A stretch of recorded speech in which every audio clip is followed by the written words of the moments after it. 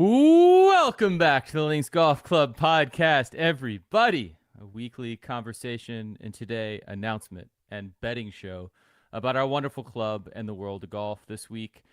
Chris has some exciting things to share about Hillcrest. We have someone way better than us and way more informed than us at golf betting to talk about the U.S. Open. We're excited. We got a return guest. I'm Gregory, joined as always by Cooper and Chris, but today that's right. Our very, very special guest, Joe Idone. He runs the Tour Picks Twitter account. It's a go-to resource for golf gambling aficionados everywhere. He's also the host of Preferred Lines podcast. He's a contributor at Rotoballer PGA. You can find him on Twitter at Tour Picks and his website, preferredlinesgolf.com. Joe, thank you so much for coming on. How are you doing today? Wonderful. Thank you, Greg, for the awesome intro. Excited to talk U.S. Open. I think objectively my favorite week of the year falls on Father's Day. You can't ask for much more, and we have a historic and iconic difficult test hopefully in store this week, which I'm super looking forward to talking about it all with you guys tonight. Absolutely. It's going to be sweet. I'm glad you brought it up, difficulty, because it's pretty much the only thing. Like, usually I complain my Twitter algorithm doesn't give me anything that I want. And it's just like rough videos on Oakmont. Chris, Cooper, how y'all feeling? Doing good. Excited for another major. It's pouring rain here where I'm at, so hopefully it's not quite the same near Pittsburgh. But either way, excited for a big week. Excited for some carnage. We're probably going to see it one way or the other. So yeah, just ready for Thursday at this point. Yeah, looks like it's going to be a bad week for people dropping their golf balls into the grass or perhaps tossing them at pins on the greens. Rolling it a 16, I think that's a little bit more interesting or, terrifying as a, amateur golfer. Those greens look gnarly. So really excited to see how this all plays out in Pittsburgh. A second PGA Tour stop in Pennsylvania this year. So excited about that. Home state representing. PA. I did notice my feed had gone from dropping balls in rough content to rolling balls on green content, just like as of 6 hours ago. So I guess that's the part of the week we're in. Yeah, it's a zeitgeist. I think what I'm more excited about is the content of people just dealing with it. Did y'all see Zach Blair's putt from like 120 out on one? Did y'all see that video? Ridiculous. Just incredible stuff. Like left to like within 7 feet. I would love to see someone pull that out. I don't know if we're gonna get that this weekend, but that'd be great. Cool. Well, I think to kick us off here, Chris, you got some announcements to share, so we're gonna let you cook here for a second, and then we're gonna get into some U.S. Open betting storylines. Yeah, just to kick us off before we get into the U.S. Open, we got a bunch of stuff going on at Hillcrest. So for those that don't know, Linkstow's U.S. course, our second to Spey Bay in Scotland, first in the U.S. in Kansas City, Missouri, where of course all Linkstow members can become national members or full members there. So we've talked a lot about the course, about the club previously, but a bunch of new stuff to announce tonight. So we've got three things that we want to hit on the Hillcrest front. So first off, just to kind of run through the list here. So this is I'm personally very excited about this one. So we've kind of talked a little bit about this or in spots in the past, but now we're excited to say that it's official that we're going to have cottages on site at Hillcrest, which personally I think is huge. Obviously for all of our Links members that are spread across the country, there'll be national members of the club coming in from elsewhere. That's a big development. So we're just looking at site plans earlier today, and it's kind of everything is not finalized, and obviously a bunch of work to be done before they'll be live. But excited to announce that we're going to have on-site cottages. We'll have places for folks to stay on site if you're going there for a weekend, going there for a buddy's trip, whatever else. So it's going to be an awesome setup. Even beyond what was kind of already slated there, specifically for all of our national members, which is going to be pretty sweet. So that's number one, already a pretty big thing, I would say. But number two on the announcement front for Hillcrest. So we also have, well, we've talked about this before. So we set up for our founding members at Hillcrest, of which we have had quite a few jump on board already. We had set up for those folks a trip to Callaway HQ. We have now been able to add some additional spots to that trip. So we'll talk about it in a second, but we're opening that up to more Hillcrest members. But first, let me just describe what the trip is, because it's an incredible experience that we've been able to set up for folks. So it's a 3-day, 2-night trip to Carlsbad, California, to the Callaway HQ. And the stay will include a full kind of R&D tour, HQ tour, with meetings with their product team, their marketing team, actually a roundtable with the CEO on one day. And then second day, to me, this is like the kind of big kicker. Everyone that goes on the trip is going to get a full bag custom fitting at the Eli Callaway Tour Performance Center, which is, this is where John Rahm, Xander Schauffele, all of the Callaway players, this is where they go to get dialed in on all of their equipment, test the new stuff, all of that stuff. So everyone that goes on this trip gets a full bag fitting at the Tour Performance Center. So that's, all 14 clubs, including a putter fitting, wedge fitting, all of that stuff. Not to mention, everyone that goes on the trip can actually get all of the clubs from the fitting at the Callaway Friends and Family discount, not to be glossed over. But so we'll get that full experience, plus a round of golf, plus a bunch of meetings, dinners out, and just enjoying Carlsbad, California in general. So we have a bunch of Hillcrest members that are dialed into the trip already, but we have 4 additional spots. So the way we're going to do this is the next 3 folks to join Hillcrest, starting now, essentially, will be guaranteed 3 of those spots.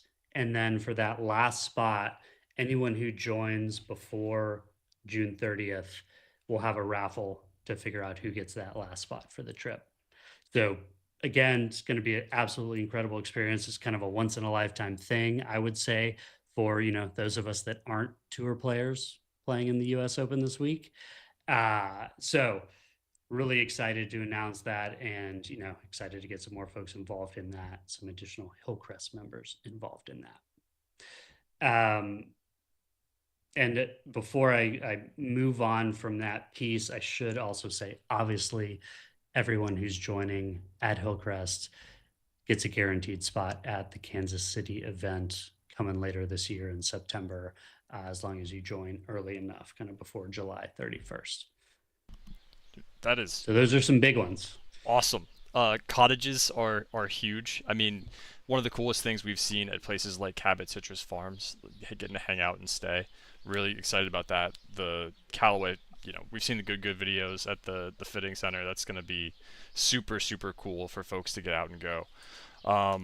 Yeah, so awesome. If you have any questions about Hillcrest or joining or Links membership, you're watching this, you just stumbled in here from YouTube and you don't know what's going on, shoot us a message on any of our socials, Twitter or Instagram. Happy to help you out, fill you in on the details there. Yeah, this is all really big news. I know we've been waiting on some of these developments, Chris. One thing that I've been wondering about, there were some allusions to some of the other members, maybe some local members in Kansas City who might be joining. Any updates on that? Anything you can share on that front? Yeah, that's the last thing we can mention tonight, announce tonight. So, for those of us, Links Out members that have kind of been along the journey with Hillcrest and seen a lot of the information, we've made allusions to, folks being involved, pro athletes, MLB, NFL, so on and so forth. But we're excited to share who some of those names are tonight. So just to kind of get right into it. So both of these folks are actually both founding members, so they're kind of alongside our own founding members at the club, but it includes none other than 3-time Super Bowl champion, 2-time NFL MVP Patrick Mahomes is a member at Hillcrest, and along for the ride with the renovation and, the opening of the new club, the creation of the new Hillcrest Country Club. And then the second is MLB All-Star, the kind of star Royals shortstop, Bobby Witt Jr., who is, you may have seen him on some golf content. He's kind of doing that thing as well. He's obviously a lover of the game, but huge star. For those of you that are baseball fans, this guy went I think he went second in my fantasy baseball draft this year. He's an absolute stud, and very good at stealing bases, it turns out. But he is also founding member at Hillcrest, a part of the membership. This, we've shared a lot of exciting stuff already tonight, but to me, this is it's just so incredible, right? We have a Golden Age course that's going to get fully renovated. It's going to be absolutely mint when it opens up next year. Brand new clubhouse, going to be exactly dialed in for, a modern golf club. And just on top of that, right, we're going to have an amazing Links membership there and a membership that includes these folks as well. So pretty incredible, pretty amazing. We're absolutely excited about it. Absolutely excited for our Links members to be joining this club as well, and everything that's going to start happening later this year at the Kansas City event, and then next year when the club opens up and we're all playing in Kansas City. So that was a lot to go through. Sorry, we're delaying you a little bit, Joe, but hopefully that was worth it before we You jump guys in. are sick, man. That sounds so incredible. Congratulations to you. I'm just sitting here thinking to myself, as an OG, I feel like one of the OG Links Dow holders and my wife, I'm wondering how many podcasts I have to do here to also be on the founding members with Pat Mahomes and Mr. Witt Jr. But we'll talk about that off the air, but congratulations. Yeah, we'll talk about that after the pod. After the pod. Yeah. After the pod. Yeah. Okay. Super cool. That's awesome. Absolutely. And Bobby Witt Jr. currently 4th in batting, based on any advanced metric you're looking at. So it's gonna be a hot summer for him. It's gonna be a hot summer for us. Cooper, you had some other things you wanted to get to here before we dive straight in. Yeah, not going to delay the U.S. Open content too much further. I'm gearing up for a competition of my own. Chris will be out there in Scotland. We're going to be walking 100 holes at Spey Bay on the summer solstice, and this year we're doing it for charity, for a good cause. So I'm going to drop it in the comments. We've got a Cash for Kids link. We're raising money to end childhood hunger in the UK. So last year Greg and I did it just for fun, and we realized maybe this year we should probably do something good, not just hurt our bodies for no reason. So yeah, we're looking forward to that. Last chances as well for Solstice sign up, and also 4 spots remaining for the Ryder Cup. If you want to represent the US section for Links, or the international section if you're watching this from Europe, sign up for Ryder Cup. Get in there. It's probably the best event that we do until Hillcrest opens, and then hopefully we'll see what happens on that side with our new friends Mahomes and Witt Jr. Cool. Without further ado, I'll kick it back to you, Greg. Let's talk U.S. Open. Let's do it. So at this point, I hope you've heard that this, and I agree with Joe, is probably we'll get to this in a second, but I think this is my favorite golf tournament, non-Ryder Cup division, which might be a controversial take. But starting Thursday, U.S. Open returns to Oakmont Country Club just outside of Pittsburgh, Pennsylvania. It's one of the most iconic and demanding venues in championship golf, as you probably know at this point if you've been on Twitter. Oakmont has hosted more combined U.S. Opens and U.S. Amateurs than any other course. I was watching a video last night. It's also the one of only 2 clubs in the world, I guess technically the United States, who has both the new and the old U.S. Open trophy and the new and the old amateur trophy, because they've been hosting it for so long. This is the 10th U.S. Open. Just an absolute laundry list, murderer's row of previous winners at Oakmont. You have Tommy Armour in 27. Nicklaus beat Arnold Palmer in a playoff. in 62. Johnny Miller famously shot his 63 and 73. And then most recently in 2016, Dustin Johnson went 4 under. So you've had a ton of over par scores. My favorite, I mean, Tommy Armour won at plus 13, which is fantastic. Sam Parks won at plus 11. All this talk about what would a 10 handicap shoot out there. Maybe you had a shot back there in 1927. It was originally designed in 1903 by Henry Founds. Oakmont is one of golf's toughest tests. And I think we're all really, really excited to see it, especially after Gil Hanse's recent renovation. It's really opened it up. I've seen, people calling it Mont instead of Oakmont because of all the trees that have been removed. But, this is kind of the first time that most of us are going to see this after that renovation, which looks absolutely pure. A couple other data points here: $21.5 million purse, same as last year. Winner's going to get 4.3. So yeah, I mean, Joe, you mentioned it earlier. This is one of your favorite weeks in golf. We talk about the U.S. Open in general. Sort of where does this rank in your favorite tournaments? Yeah, so I think the U.S. Open is a little bit dependent upon course for me, which I think is one of the unique aspects of it. I love the Masters. I get so fired up for the Masters. The Open Championship always holds a special place. But when you go back to Oakmont, I'm fired up about it. It's the number one most excited I've been for any tournament this year. Like you mentioned, early 1900s, designed by Henry Founds and his son. And like as legend goes, as you guys know, they would sit on the porch of the club, and if they felt that anyone hit a shot that wasn't properly penalized, they'd walk the course of the greenskeeper and they'd put a bunker there, they'd dig a ditch there, they'd grow up the rough there. They would do anything possible to make this the most challenging test on American soil, and I think they've achieved it. Interesting, like notes you had there on Gil Hanse renovation. First time we're going to see it. Not a single tree on property. You aren't going to see a water hazard, but this place is going to play over par for maybe everyone but 4 or 5 guys in the entire field in the week, which is truly amazing for a course that's, 7,400 yards. It's not one of these crazy Torrey Pines or Kiowa Island that's pushing 8,000 yards. It's all right in front of you, yet it's so tough. One of the other things that Hanse did was expanded the greens by nearly 20%.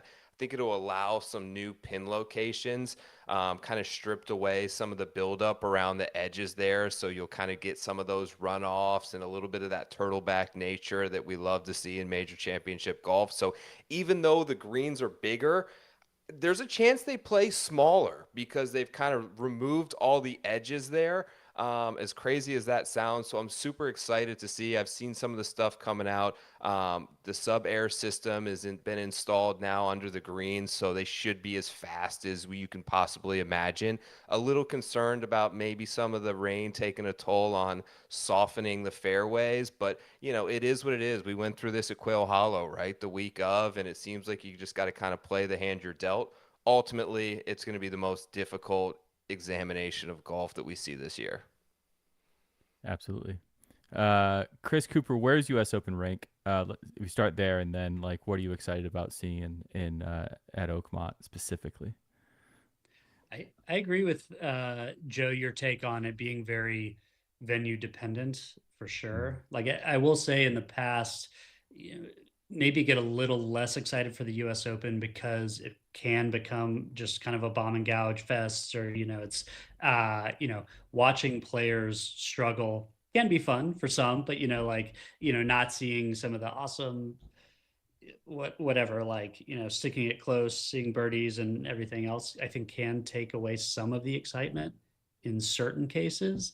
But interestingly, I don't feel that way about this year and about Oakmont in general, right? You see a lot of the challenging stuff. It's certainly going to be punishing if you don't hit fairways. And obviously we've seen all the rough videos and everything else, but there's enough history. There's enough kind of intrigue with everything else going on with the course, the greens, the bunkers, the ditches, kind of everything else with just the architecture in general, that I feel like it's going to be more interesting than, just to throw someone else under the bus, like Winged Foot in 2020, when it, did seem a little just, that's when Bryson won, kind of bomb and gouge. I think he even made a comment this week that was like, referring to that tournament, saying, yeah, you just got to throw it over the bunkers and then, hack out with a wedge, and, that being the strategy. So I think this will have more interest to it. We're already seeing it with, like you said, Zach Blair putting from 100 yards out. You'll just see more stuff that is more engaging, more interesting. So that's all to say. I think like a Oakmont U.S. Open ranks very highly on my list. I'm a pretty big Masters stan. I would say it's like hard to beat that for me, but this is definitely up there. And just the kicker of having the history and everything just takes it up a notch too. Yeah. History and design wise, I think this is a really cool course. There's been some chatter about the long par 3. We saw Morikawa take driver off in the practice round. I also was watching Golf Channel. I forget who it was, hitting 3-iron off on a par 4 just to make sure that you're avoiding that rough to get more accurate. Greg knows I love a golf course that makes you make decisions, right? And these are the kind of questions that the players are going to be grappling with. Do I know that? I say that to you every time we go and evaluate Sweetens or anything like that. It's just like the design element where you're on the tee. I don't know. What to do. That's what we're doing at Spey Bay and everything else. I'm really excited to see the choices that players are making from these different positions, even if they have a good lie, right? There's going to be some really, really challenging positions on this course, and I think it's just designed to be that way. So, this is probably going to be my favorite major for a good stretch. Yeah, I'm hoping we're not building it all up in our heads because, man, it is, with all of the content, the machines out there have been just showing us what it's like inside the clubhouse, showing us what it's like on the grounds, showing us deep dives into the renovation, the pod. Like, it's really hard not to be at like a 10 of excitement Thursday morning. And I hope we get a good tournament. Joe, maybe to go with you around how, just from like a golf, obviously a lot of this we're talking about here is how we're going to make good decisions about betting. Obviously, Oakmont has a lot of differences with Augusta, has a lot of differences with Quail Hollow. But like, can you kind of break down for me what are some of the main differences that you see, maybe insofar as how that relates to strengths and weaknesses to players this week? Okay, so one kind of off the bat, and I wasn't initially as high on this as I have been as information has kind of trickled in from people with boots on the ground at Oakmont. I think the importance of hitting fairways is going to be huge. And you saw the guys that were able to get away with that at Quail Hollow. Obviously, Augusta National, there really is no rough. That's not the case here. 20-yard wide fairways in most instances. The entire property is kind of set alongside of a ridge line. So many of the holes are kind of, fairways have this heavy tilt to one side or the other, which effectively makes them play smaller than 20 yards because you end up on the wrong side of that and it's kicking into the rough, and you end up 1 yard too far on the right side of that and you're stuck in the rough as well. So I think that's probably the main difference that I'm looking for. I think there's some comparisons you can make with the greens in Augusta National just because of the size, the undulation, the unique nature of the speed. Right, you're like factoring in how someone putted in TPC Toronto or the Charles Schwab Challenge or these other courses doesn't matter here. They're so severely fast and so severely sloped. To me, it's more about guys who really have that feel and that natural touch and the understanding of where to leave the putt to give themselves an uphill look. So I think there's the ability to compare and contrast. I just think that overall power was such a disproportionate asset to have at the Masters. Power was such a disproportionate weapon at Quail Hollow. It's always an advantage to be longer, but you have to be straight here. So I think that's the main difference that I see in play. And obviously I think this gives us the most difficult scoring conditions that we've seen thus far of the three.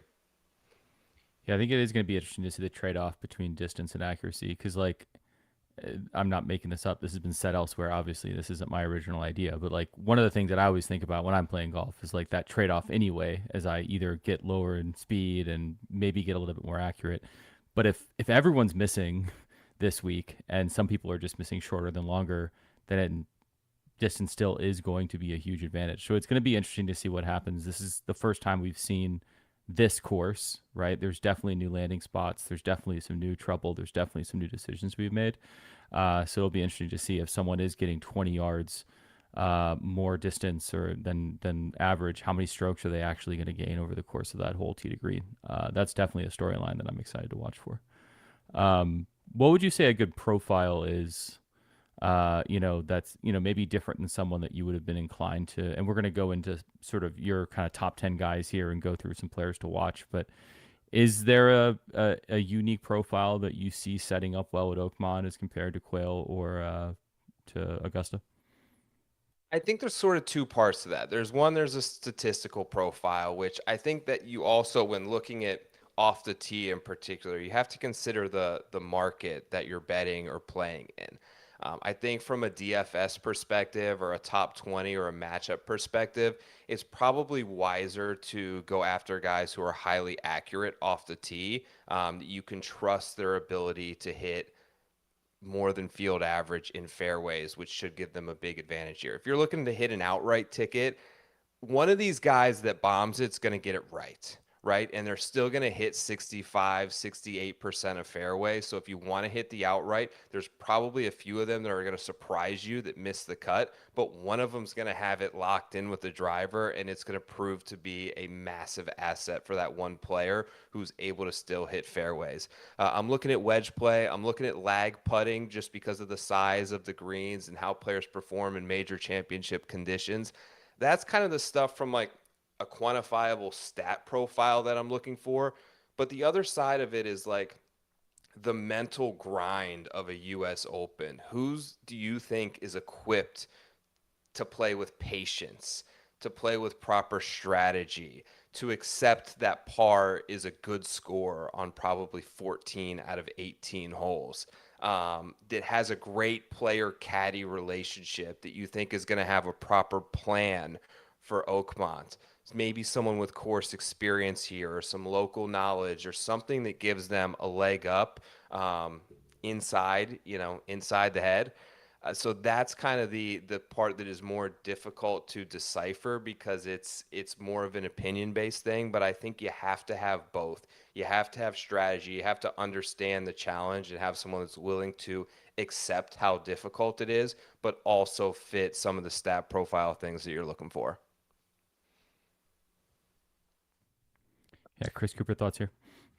Yeah, I was going to say that the biggest thing I was having difficulty with trying to align on one strategy for this week is like kind of exactly the trade-off you were talking about. Like it feels like, someone like I don't know, a Corey Connors or someone who's very accurate, is like should really play up. But, obviously historically in a US Open, guys that, hit the ball a long way, have ended, typically come out on top. And I think it's a good insight, Joe, in that thinking about it, it's like, yes, of that group of longer players, one of them is going to drive it well this week, and it's probably going to come from that group, which I think is now tilting my thinking, towards the longer hitters, because it just kind of absent that logic, it seems kind of like a crapshoot, right? And I think there's also going to be a decent amount of luck this week too, right? It just takes that one hole where someone, gets the horrible lie in the rough, takes 3 hacks at it, or, goes back and forth across the green and makes a, quad or whatever to, get blown out of the tournament. So I think there's going to be some of that, which, adds a little variability, could make it such that it's not just, whatever, Scotty and Rory and Bryson, or something like that. So I'm not kind of writing off that we won't get a complete, down the leaderboard kind of winner, or, down the odd sheet winner. But we'll have to see how it plays out. It's hard to go away from the favorites going into the week for sure, just because of everything you described, Joe. Cool. Well, let's just dig in to sort of, Joe, you always put out this really good article before majors, especially, and sort of your 10 guys to watch. Something that as I'm locking in my bets for this week, I'm certainly starting here. This is like the New York Times front page for me. It's just like wake up in the morning, go to Rotoballer and look at this. So would you kind of walk us through who those 10 guys are, why you think they're there, who you like the most, and we're going to be listening very intently because, we're going to stick our necks out and try to do some bets ourselves here for the tournament, and would love for you to teach us of who you think you like the most. Yeah, it's interesting because the thing with majors is the odds board's out super early. So I try to do this based on my own personal rankings as much as possible, but it's hard not to let that kind of seep in a little bit to the sponge of what comes out in this piece. That said, I definitely have some differences here. I mean, I start with Shane Lowry at 10. Obviously, the leader, 54-hole leader. I think he was up 4 the last time the U.S. Open has played here. He's just been so solid tee to green all year. Went with Sepp Straka at number 9, who I feel like maybe the most somehow underrated player in this field. There's still 50-1 numbers out there in terms of an outright betting ticket. 2 wins. I think he's the second best iron player in the world right now. I think that you could make an argument for someone like Colin Morikawa or people that you would expect to be, right there with a wedge, with a 9-iron, with an 8-iron. But Sepp Straka, statistically, from a profile standpoint, is that guy right now. Maybe one surprise, I have Patrick Cantlay, and it was less stats based at number 8 and more of a belief that I think he's the type of grinder that will accept the challenge in front of him and the difficulty, and a great caddy relationship with Joe LaCava there as well. He's been a little better tee to green. 7 and 6 are kind of like, I have to put these guys in there, but I don't love either of them this week from an odds perspective, if I'm being honest. And it's Morikawa and Schauffele. They just haven't gotten it. It's been almost 3 years since Morikawa was winless.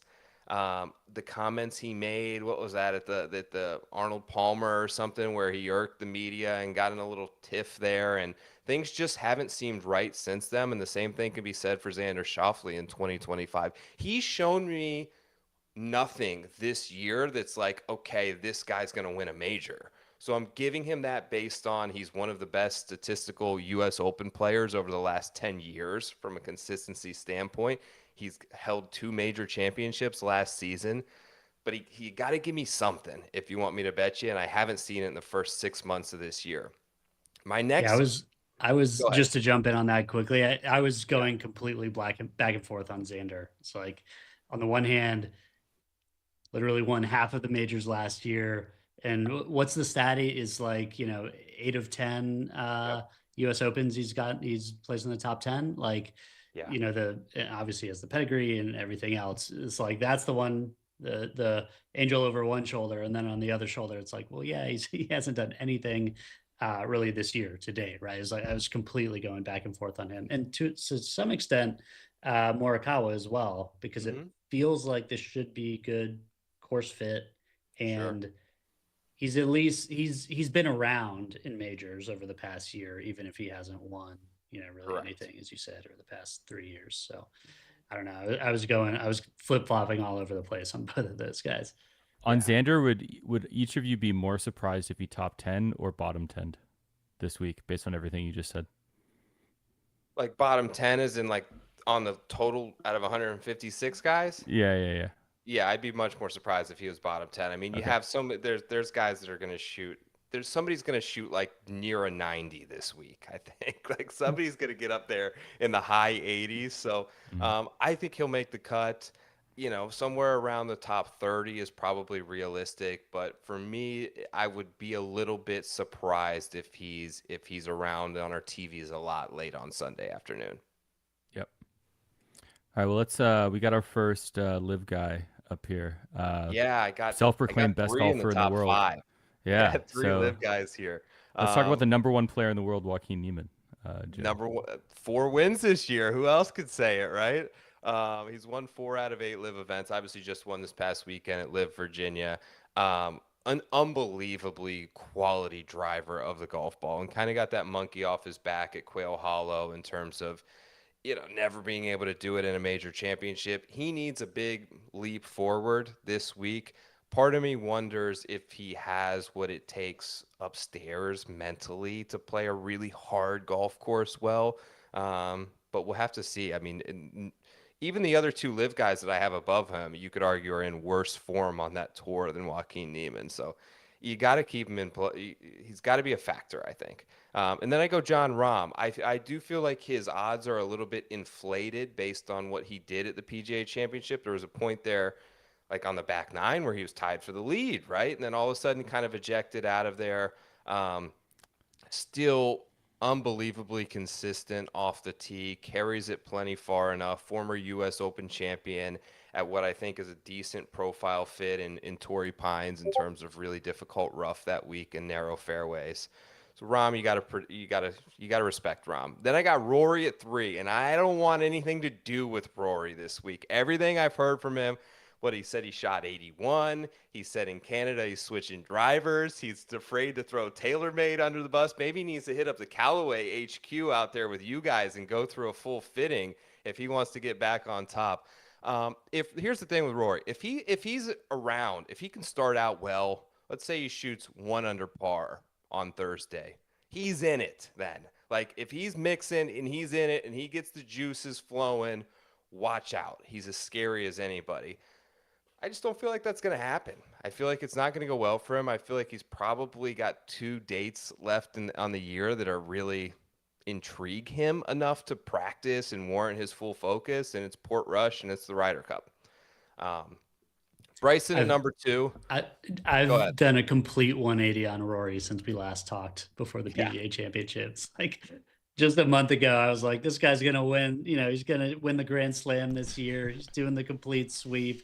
Nobody can stop him. He's freed up after his Masters win. None of that stuff came true. I'm all the way out now. It's like I have zero confidence going into this week.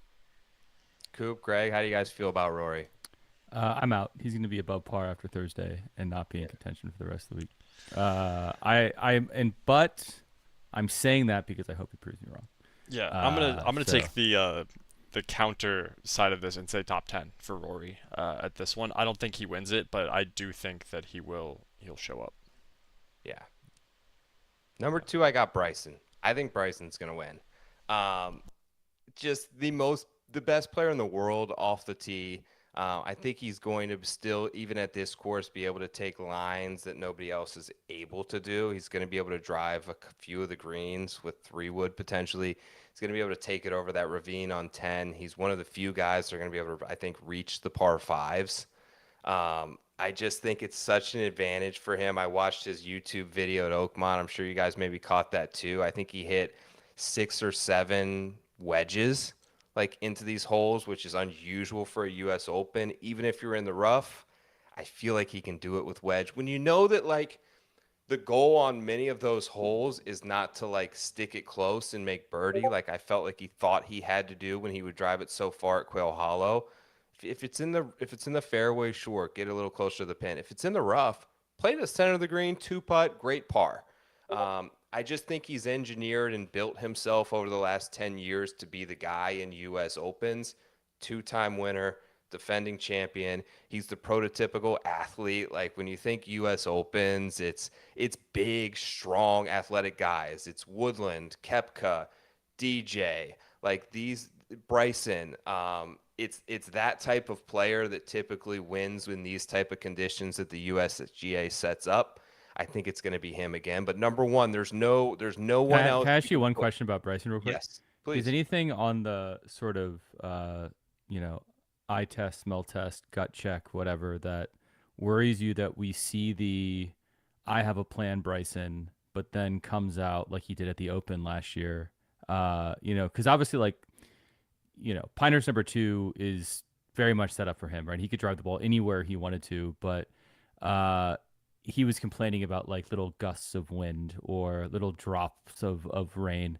Do you think this weekend, do you think his brain can handle what happens when I get punched in the face on Thursday and I actually have to be creative? Because the guy you're about to say, who I think is going to win, has this, even if he doesn't have the extreme talent that Bryson might have, even though obviously he's the best golfer in the world. But what does that factor in for you if you're thinking about betting Bryson? The concerns about Bryson are the wedge play and the proximity and some of the lack of distance control with the short irons that I think he's still struggling with. He put brand new LA Golf irons into the bag last week at Virginia. That's a concern. Still complaining that the golf ball isn't right. That's a concern. He's a very, I don't know the word, like mathematically driven putter. Like everything is on a pendulum. Everything is an equation. Everything is something that he has to solve. And I don't know that there's a world where that doesn't work. at a place like Oakmont. I just think he has the highest upside, and I think he's close to Scheffler. I think if he was on the PGA Tour and we saw them competing more often, we would realize that a little bit more. And I think that him being 3 times the odds of Scheffler presents a value side for it to me. And the odds for Scheffler aren't there, but there's no other person, like I said, that you can put number 1 and have any sort of a valid power rankings article. The best in the world. To your point where you were like, can the U.S. Open frustrate Bryson beyond what he's able to handle? Yes. My other side of that is I think it can do it to anybody, and I think Scottie Scheffler is susceptible of that as well. We've seen that happen at Open Championships to Scottie. We saw that happen at Pinehurst. Variables, like Chris mentioned earlier in the show with the rough, and just like a luck factor of like, you can be 2 yards off the fairway and be totally fine. You can be screwed and have to chip out sideways. And that is just another element to this. Look, you could get him at the same price last week to win the Memorial, right? The Memorial had half the number of players in the field. He was a defending champion. He knows exactly what he has to do at the Memorial. And there was no Bryson, there was no Rahm, there was no Rory in the field. Now you're going to throw the other 3 best players in the world, 70 other guys, a golf course he hasn't played in 7 years, and rough that is unpredictable by nature. I think that makes it harder for him to win. That's not to say he's not going to win. He's still the most likely guy in the field, but it's harder for me to get myself to 3-1 or lower on those odds given those other circumstances in play. That's fair. Yeah. I have to say, going back to Bryson for a second, so I watched his YouTube video at Oakmont this past week as well, and I came out of that video thinking he's going to win the Open, win the US Open. Like, he 3-putted like 4 times. Right. He had a lot of bad bogeys, and he shot even par on a like cold, seemingly blustery day, and seemed like the rough was up, all that stuff. Right. And like, I don't know if any of this is edited, who knows, some of that comes out, but like looked completely automatic with the driver, which is the big thing at Oakmont, right? Like he was blasting it, but dead straight every single time. So, if he's got that in his bag, huge advantage. And yeah, that coupled with, the bad 3 putts, getting a little bit more course knowledge and kind of dialing it in, being a little more focused. I don't know. I walked away from that video like, how could this guy not win the US Open? Obviously, Scotty's a good player too, but I don't know. After watching that video, I'm much higher on Bryson than I would have been prior to seeing it. And they showed every shot too, right? It's not just like editing the hits or anything like that. We think they did. Yeah, we think. Can I tell one story about this that I've been meaning to get off my chest about YouTube video and editing? Yeah, so please do. One of my friends was playing at a golf course. I'm not going to say where because I'm not going to call these people out, but they'll know if they hear this. And they very famous YouTube channel.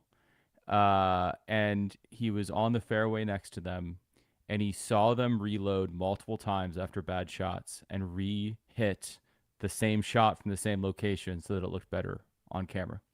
So just calling that out because they know who they are. I really hope that we don't find out 20 years from now after Bryson wins, it comes out that not only was he doing PEDs, but he was also editing his YouTube videos at Oakmont. But I just had to get that off my chest. I've been living with certainly that secret we can't rule it out. But I'd like to think playing like an official practice round, he's got a whole entourage with him, the caddies, and there's like people in the stands and stuff. Yeah, I'd like to think that he's not just like out there hitting 10 shots on every shot. Was it on media day? I wondered this when I watched it because you've seen every YouTube channel. We're going way off the reservation here, but you've seen every single YouTube channel. They got to tee off at a certain hole, and because Bryson teed off at 10, right? Was that on media day, the same day that like Good was there and No Laying Up was there and Bob Sports, different day? I mean, the weather looks similar actually, but I have to assume he gets, he's a pro. He gets his own practice round time some other time, but probably in the same vicinity or the same time frame, I would imagine. Sure. I just want to see Fat Perez next to Bryson. Let's get into some. I also, we're going to go further off the reservation for a second here. Keep digging. My deep cut from the video, I noticed Bryson was allowed to hit in the roped off areas. Yep. and none of the Really? Media Day guys were. Mhm. Yeah, I just noticed him taking divots like inside the yellow ropes. I was like, oh, special, special treatment for the, I guess if you're a U.S. Open, you probably deserve a little special treatment. do U.S. whatever you Open want. champion. He also you got to probably hit off deserve it. the south lawn of the White House. So, I mean, Right, yeah. there are no roped off Yeah. areas for Bryson, What's apparently. what's more exclusive, the roped off area at Oakmont or the South Lawn? Yeah. Honestly, probably at this Okay. point, the roped off area at Oakmont, I would say. All right, so All right, take us back, Greg. Get I us think back we on touched track. on a couple of these discussion points, but I just wanted to kind of bring them up. I'll say one. If you're interested in talking about it, go ahead. Obviously, we've talked a little bit about the rough, the difficulty. Bryson was out there, shot. One of my favorite things is on that video when he drops a ball into the rough. He's like, "Don't hit it in there," but he did it like between the tee boxes, like 100 yards from the tee box, and people were like, "Of course, no one's going to hit it there." And then we talked about Zach Blair's approach shot. So it's going to be a difficult golf course. Is there anything else left to say here? I got some other storylines, but just wanted to give you all a chance. Like, what else are you watching about difficulty? Looking forward to, not looking forward to?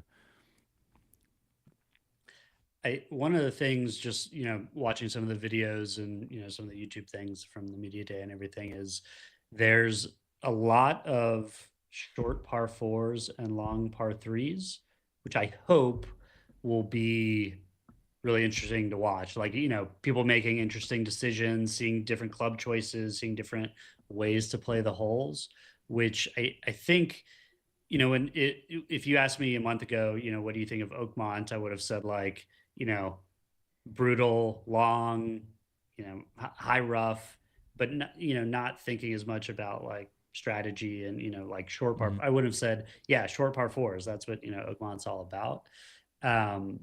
So I'd say that's one thing I'm looking for, and I hope to see this week. Like that could make it a really interesting week, especially if people are flirting with the cut line, or it's getting competitive and you see some big risk reward decisions and people making different decisions.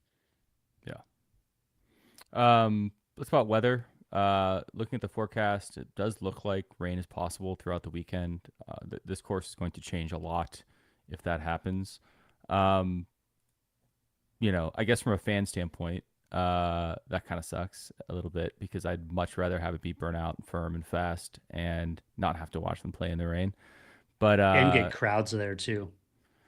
totally, yeah, it could be a big mess. It's also, from what I understand, kind of they've done a lot better job, I guess, over the years, but it's always kind of been a difficult venue to get fans around with all the bridges and everything. But what impact do we think the weather will have, if any? Does it favor anyone? Does it hurt anyone? I mean, I think it helps the guys who carry it farther, right? If you aren't getting rollout, guys like Bryson, or even like Scotty's not bad in terms of carry distance. He doesn't get a ton of roll, but those guys, I think it only helps. I think the other impact, like it could, I mean, they have like the ditches and the ravines, and I feel like this course is probably built to withstand a good bit of rain, and they'll have it ready to go. The other interesting thing is, like you mentioned about the fans, like you've got to bring them in there. There's no trees or water, so they're kind of going to have them lining the holes, and it's like two separate properties, I guess, on each side of the turnpike. And while they're not up and back, they all kind of work around each other in sort of a unique way. So one of the things, like I think some people have touched on, and I noticed it when I rewatched DJs, is like there were a couple he hit way offline, missed the fairway by 20, 25 yards into the crowd, and was actually left with a much more manageable shot into the green, because you're unobstructed. There's no trees in your way over there. And if you can get that, like missing by a yard may be devastating. Like you may need a spotter to find the ball a yard off the fairway.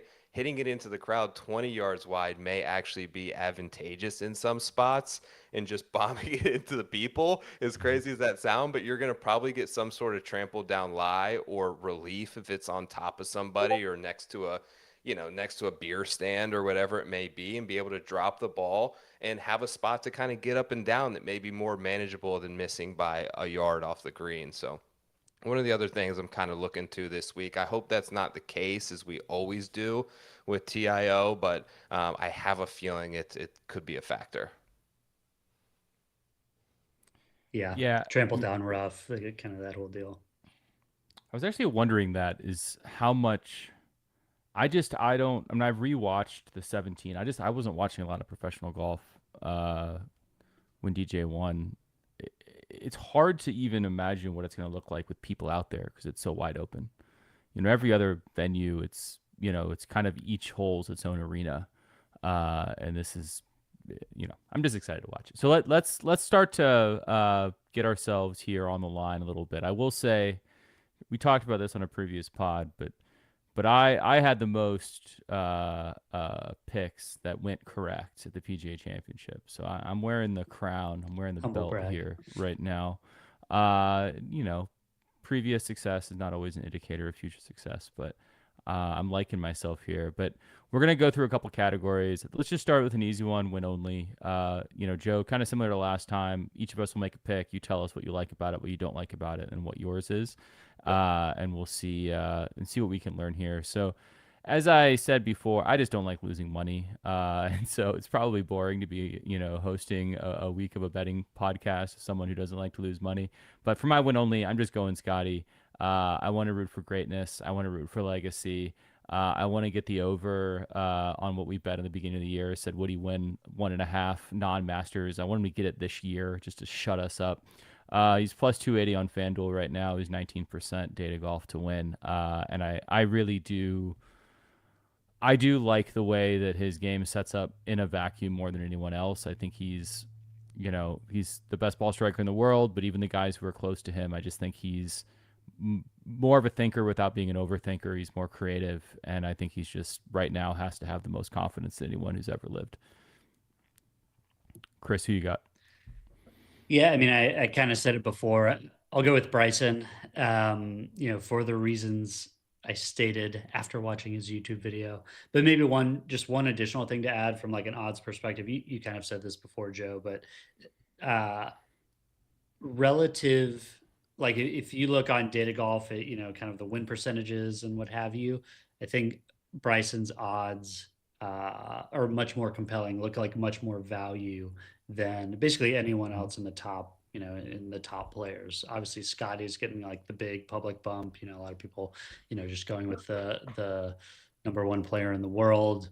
But Bryson seems like still providing a little value, even though he's still second guy on the board. So kind of like that pick from that perspective as well. But we took the first two, so you got to go with someone else, Scoop. Sorry. Yeah, those are good picks, guys. I think those are great picks. I'm gonna pick Oberg to pull up. Yeah, just first time pull it out. He's been so close in the big moments, and I think this might be his week. I do like that pick. Super it is straight. It is interesting. I think it was Shane Bacon had a post that I think 6 of the 9, I could be completely off base of this, so I'm not going to spend time looking it up, but like something like 6 of the 9 previous U.S. Open winners at Oakmont, it was their first major. So that's definitely, and that number might be completely wrong, so fact check me. 5 but of 6. Sure, 5 of the 5 of last 6 U.S. Open champions at Oakmont. Okay, yeah. So directionally correct, which is the second best type of correct. So that's a big storyline. Love to see it. So Joe, who do you like? If you had to pick one of our picks, who do you like the most and why? So I think when we talked about the prototypical athlete to win a U.S. Open, I think Ludwig Oberg fits that bill pretty correctly. A little bit of struggles lately, so I'm not all the way there. Scotty, I just don't love the odds on him. I think I let it out of the bag earlier, but I've pushed a lot of chips in on Bryson DeChambeau this week. So I'm going to go with Chris's pick, side with Bryson. I think that the value's there based on what I believe his win equity to be in these type of tournaments. Fair enough. I think in our game, you're going to get a point if Joe likes your pick, but then you also get a point for winning. So we'll see who gets all the tallies.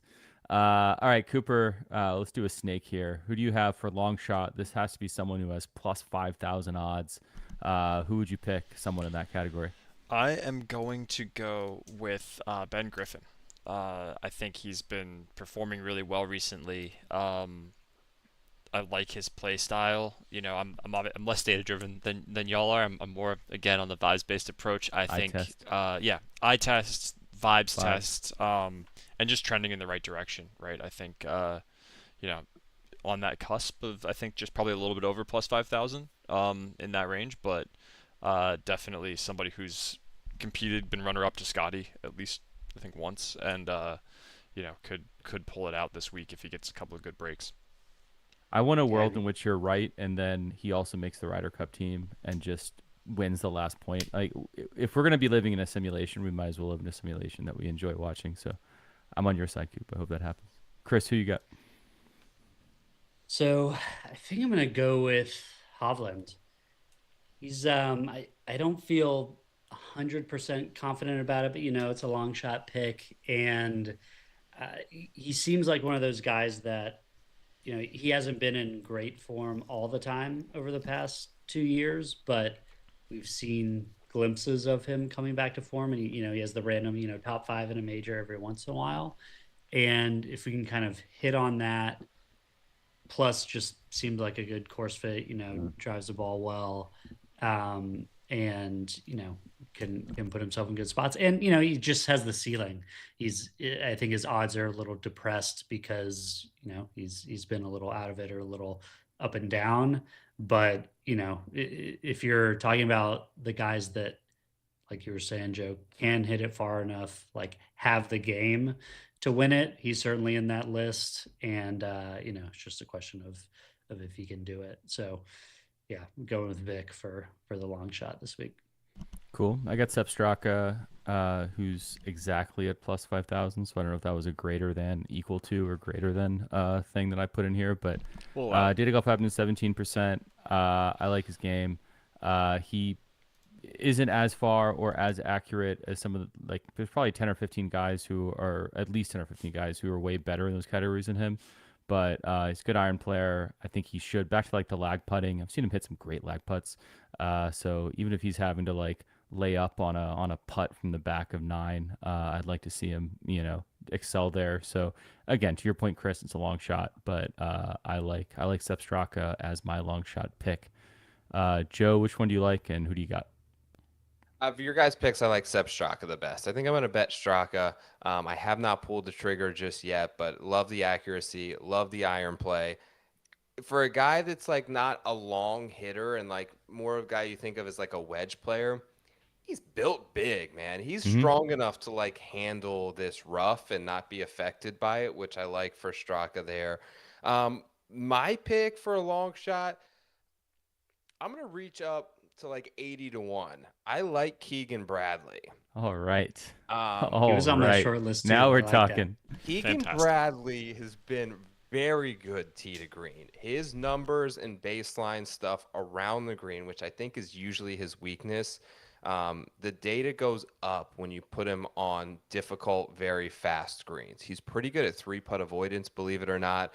I think he checks out a lot of boxes that I'm looking for this week, especially given the odds. And here's maybe a little bit of a hot take. Keegan's going to pick himself to play in the Ryder Cup.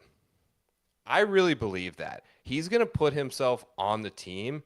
He deserves to be on the team. I think the PGA of America and the Ryder Cup committee is probably going to hate it, but I think the players are going to love it. And I think the players unanimously, I can't confirm that I know this officially, but they want him on that team. I think he's going to play. I think he's going to pair himself with a big dog. He's going to put himself with Scheffler. He might put himself with Bryson and set New York on fire. Keegan's playing really well. I think he's been able to manage everything that's going on outside of the ropes this year really well. I think it's a good price. I'm going to go with him for my long shot. I love it just because we got the sidecar. You go to a restaurant, you order a steak, and if you eat the whole steak, they give you a sidecar steak, a little one. That's what that Ryder Cup take was, and I love it. He's on the play. Okay, cool. All right, let's do a top 10. Just anyone finishes in the top 10. Can't be someone you've already picked. I have Shane Lowry, who's plus 290. I don't know how great value there is there. He was in your top 10, Joe, And like you said, he played well at Oakmont in the past. I don't know if that's really going to matter because it is going to be a different course than last time. But I just kind of wanted to. I'm gonna go vibes on this one with Cooper. I'm just, I wanted a European, even though I already had Straka, I guess. But yeah, I'm just like I'm excited to watch Shane Lowry play golf every time I get to watch him play golf, and I do think that he has some of the tangibles that we've been talking about, and I do think that he's one of those guys that I could see just being the last one standing. Everyone else just like ejects, gets their ass kicked the entire weekend. It's raining, it's terrible conditions. Some of those long ball guys end up missing the cut, and he's just like got punched in the face 50 times, but he's still standing, makes it through all the way in the rounds, and ends up the winner. So I definitely think I'm confident after saying that he'll finish in the top 10. Chris, who you got? I think I'd go with Xander, kind of for what we were saying before, just the top 10 history at the US Open. Don't feel great about him winning because, some of the recent history and such, but doing something like a top 10 bet form seems a lot more reasonable, and it'd make me a lot more confident. So, and again, it's like guy who won 2 of 4 majors last year. Hard to feel too bad about that. Just making a top 10 at a tournament he's won before. Yeah. Good, I like that pick. I think Xander's, he cares, and that's kind of why I mentioned it before. We're talking about Rory against the consensus. I think he is going to be in the mix. I think he's going to make the top 10. It's probably not a great value bet for him to be in the top 10, but I do think that he cares about this a little bit more than maybe he cared about the Quail Hollow PGA event. Like, I think it matters for him to get some momentum going into the Open, and he's going to show up this weekend. I was noticing that Rory's top 10 odds, for whatever reason, at least looking on FanDuel, look better, at least relatively, than his outright win odds. I don't know if there's like a reason for that, Joe, or whatever, but get a little more value there, which is nice. I saw that too. Would I go for these sort of top 10, top 20 markets? I usually like to find like the water line and go just beyond it. So like, where does plus 100 break? Xander's there at like 2-1 on my book. Rahm's plus 130. Rory's plus 135. I like Rory in that circumstance because, like you mentioned, for some reason he flips with Jon Rahm there.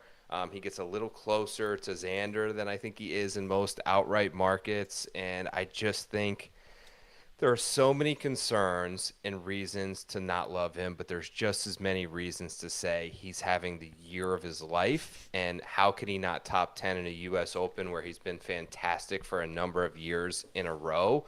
And maybe you're getting in a spot to buy the stock off of a little bit of a dip here.